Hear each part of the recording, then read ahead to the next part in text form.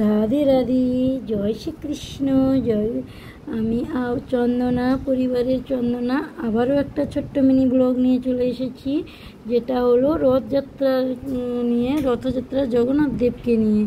দেখুন বন্ধুরা, প্রত্যেক বছর আষাঢ় মাসে শুক্লপক্ষে ওই রথযাত্রা পালন করা হয়। প্রভু দেব জগন্নাথের রথযাত্রা পালন করা হয়, যা এবার 2024 সালে আগামী 6 জুলাই 31শে আষাঢ় শনিবার দিন ভোর 4টে থেকে রবিবার দিন ভোর 4:33 পর্যন্ত চলবে। ফলে এই তিথি অনুযায়ী আগামী 7 জুলাই পালন করা হবে রথযাত্রা। রথযাত্রার দিন মা লক্ষ্মী ও জগন্নাথ দেবের কৃপায় জীবন ভরে ওঠে সবারই গো। এই দিনে আপনারা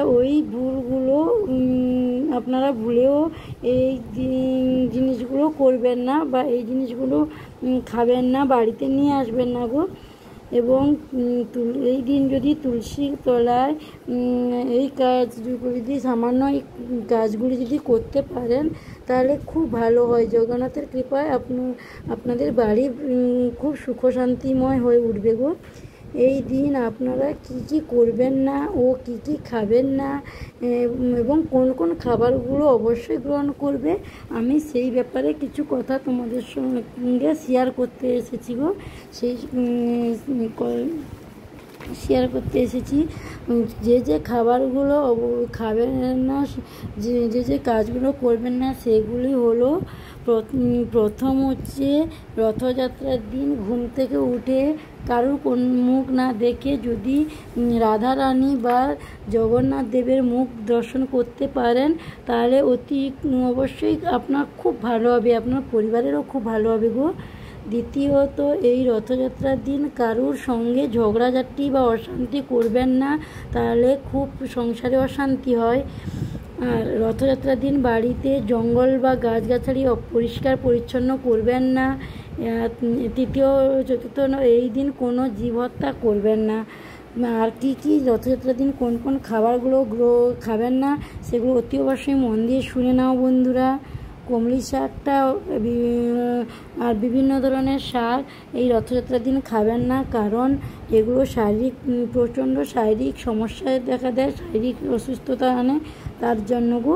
আর তেতো জাতীয় খাবার একদম খাবেন না, কারণ তোমরা সবাই জানো তেতোটা হচ্ছে কি, নিম গাছ একটা তেতো গাছ, যেটা জগন্নাথ দেব নিজেই, তাই তেতোটা খাবেন না, তাহলে জগন্নাথ কে খুব করা হবে গো, যেটা মানে অপমান করা হয় সেরকমই ধরনের গো। আর তৃতীয় হচ্ছে আমিষ খাবার জাতীয় কোনো কিছু খাবেন না গো, যেমন মাছ, মাংস, ডিম, রসুন, এইসব খাবেন না। এগুলো থেকে একটু এড়িয়ে যাওয়ার চেষ্টা করবেন, কারণ এটা আমাদের জগন্নাথ দেব হচ্ছে আমাদের কাছে খুবই একজন ছেলের মতন। ও তো নিজের বাড়ি থেকে মাসির বাড়িতে যায়, তাই গো। আর এই দিন কোন কোন খাবারগুলো অতি অবশ্যই খাবেন, সেগুলো প্লিজ তোমরা একটু শুনে নাও। এই কাঁঠাল এই দিন বাড়িতে নিয়ে আসবেন, এবং প্রভু জগন্নাথকে ভোগ নিবেদন করবেন, ও নিজেরাও কাঁঠালটা খাবেন গো, কারণ কাঁঠালটা হচ্ছে জগন্নাথ দেবের প্রিয় ফল, তাই। আর মগজ নাড়ুটা কি আপনারা নিজেরা বাড়িতে বানিয়ে প্রভু জগন্নাথকে ভোগ নিবেদন করতে পারেন, তাহলে খুব ভালো হয়, কারণ এটা খুব ভালোবাসেন জগন্নাথ দেব। আর এই দিন হচ্ছে কর্পূর আরতি করবেন। কর্পূর বাজার থেকে কিনে নিয়ে এসে প্রভু জগন্নাথ দেবের সামনে আরতি দেখাবেন, তাহলে প্রভু জগন্নাথ খুব সন্তুষ্ট হবে গো। আর বাড়িতে কর্পূর তো এমনিতেই ভালো বলো, সবার বাড়িতে ধুনো দেওয়ার সময় কর্পূর দিয়ে দিলে বাড়ির বাস্তু দোষ কাটে, শান্তি হয় বাড়ির মধ্যে, তাই না? সবাই রথযাত্রার সবাইকে রথযাত্রার শুভেচ্ছা রইল আগাম। আর আমি কিছু বললাম না, অনেক কিছু ভুল করে ফেললাম, ক্ষমা করে দিও। আর কেউ স্কিপ করে দেখবে না বন্ধুরা, মনোযোগ সহকারেও দেখবে।